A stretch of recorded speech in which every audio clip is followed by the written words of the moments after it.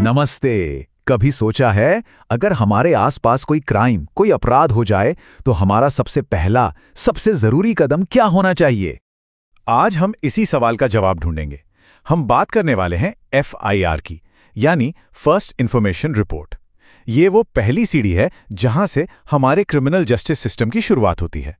तो आज हम क्या-क्या समझने वाले हैं? सबसे पहले कि भाई ये FIR आखिर है क्या भला? फिर इसे दर्ज कराने का सही तरीका क्या है?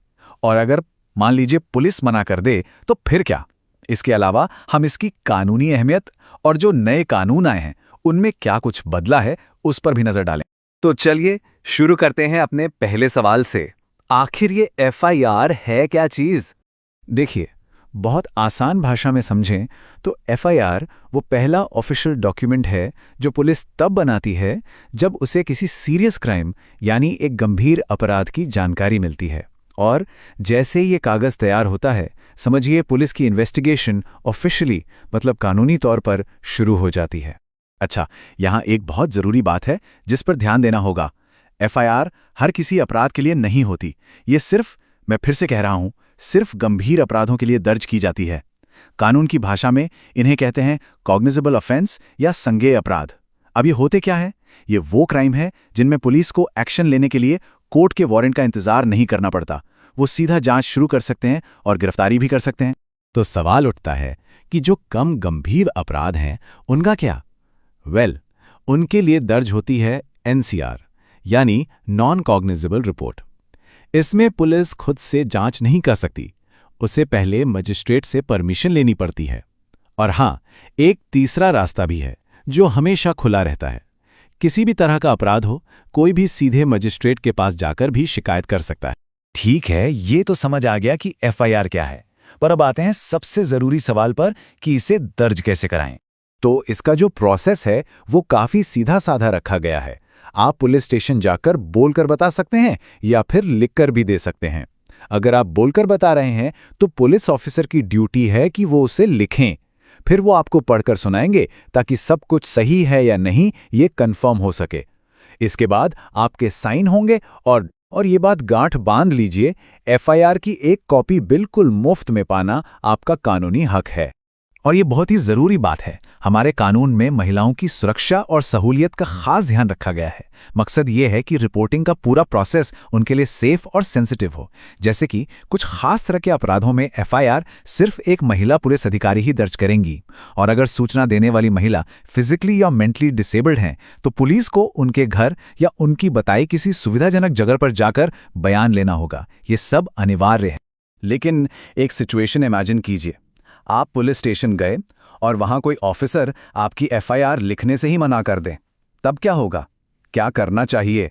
इस सवाल का जवाब हमें मिलता है सुप्रीम कोर्ट के एक लैंडमार्क जजमेंट से। केस का नाम है ललिता कुमारी versus state of Uttar Pradesh. इस केस ने एक बहुत ही बड़ा और जरूरी नियम तय कर दिया। सुप्रीम कोर्ट ने इस केस में बिल्कुल साफ शब्दों में कहा कि अगर दी गई जानकारी से पहली नज़र में किसी गंभीर यानी कॉग्निजेबल अपराध का पता चलता है तो पुलिस की ड्यूटी है, ये उनका फर्ज है कि वो FIR दर्ज करे। उन्हें ये करना ही होगा। वो ये नहीं कह सकते कि पहले हम जांच करेंगे, देखेंगे बात सच है नहीं, फिर लिखेंगे। नहीं, नियम है पहले रजिस्ट्रेशन फिर इन्वेस्टिगेशन। तो मतलब साफ है, अगर लोकल पुलिस स्टेशन में कोई ऑफिसर FIR लिखने से मना करता है तो घबराना नहीं है। कानून ने एक पूरा रास्ता बनाया हुआ है। आप सबसे पहले उस पुलिस स्टेशन के इंचार्ज ऑफिसर से मिलिए।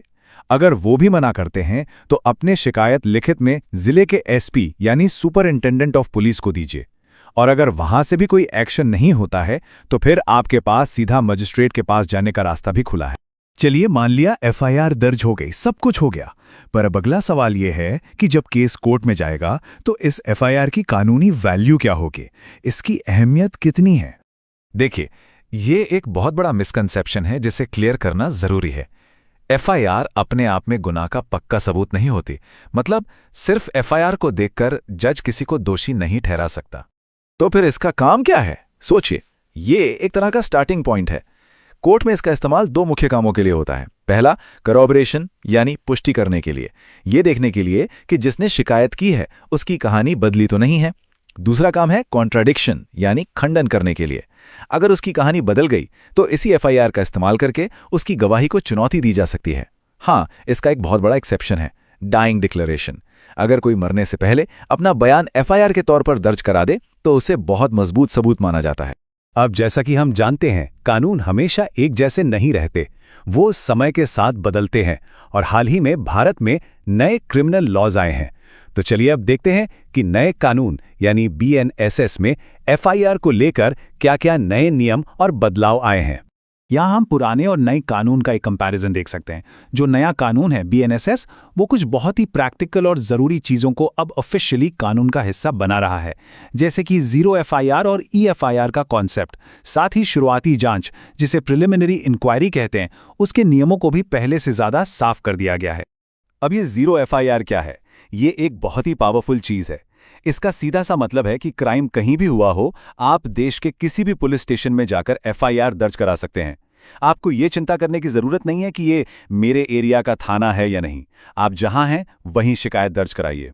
बाद में वो पुलिस स्टेशन खुद केस को सही जुरिस्डिक्शन वाले थाने में ट्रांसफ़र कर देगा। इससे पीड़ित को तुरंत मदद मिलती है, जो सबसे ज़रूरी है। और फिर है ईएफआईआर। आज के डिजिटल ज़माने में ये तो होना ही था, अब कानून में भी इसे जगह मिल गई है। मतलब अब आप पुलिस के ऑफिशियल ऑनलाइन पोर्टल पर जाकर इलेक्ट्रॉनिक तरीके से भी एफआईआर फाइल कर सकते हैं। इससे ये पूरा प्रोसेस और भी ज़्यादा एक्सेसिबल और भी आसान हो गया है। तो आखिर में एफआईआर दर्ज कराने के अपने अधिकार को जानना सिर्फ एक लीगल फैक्ट जानना नहीं है। ये ज्ञान, ये जानकारी हमें जस्टिस सिस्टम में सिर्फ एक चुपचाप खड़े दर्शक की जगह एक एक्टिव पार्टिसिपेंट, एक सक्रिय भागीदार बनाती है। और सच मानिए, एक जागरूक नागरिक की यही सबसे बड़ी ताकत है।